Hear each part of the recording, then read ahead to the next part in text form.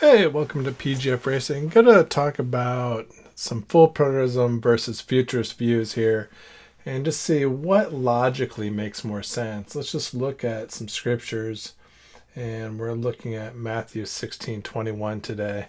From that time forth began Jesus to show unto his disciples how that he must go into Jerusalem and suffer many things of the elders and the chief priests and scribes, and be killed and be raised again the third day. So, he says, I'm going to be persecuted. I'm even going to be killed. So then, not the greatest of news, basically, for them. So then he continues and he says, for whosoever will save his life shall lose it, and whosoever will lose his life for my sake shall find it. So he's saying, hey, some of you are going to lose your life for my sake. And then in verse 26, he says, for what is a man profited if he shall gain the whole world? If you have all the riches of the world and lose his own soul, what good is that? Or what shall a man give in exchange for a soul? What could you give in exchange for your life? Nothing. Only God could give his own life for you.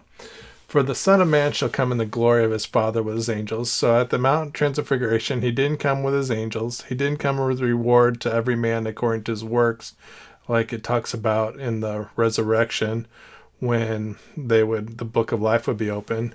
So that's the subject matter. And then in verse 28, he encourages some of them. He says, verily I say unto you, there be some of you standing here that aren't going to taste of death till they see me coming in the second coming, the Son of Man coming in his kingdom.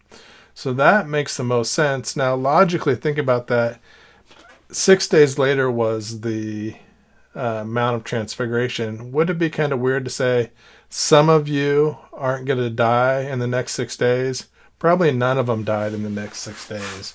So it would be weird to even say that. I mean, logically, the only thing that makes sense is that the second coming he was talking about within 40 years, some of them wouldn't die, but some would die, and that they would need to abide in him to get their reward. So it was an encouragement to abide in him, and an encouragement that some would still be alive when he came.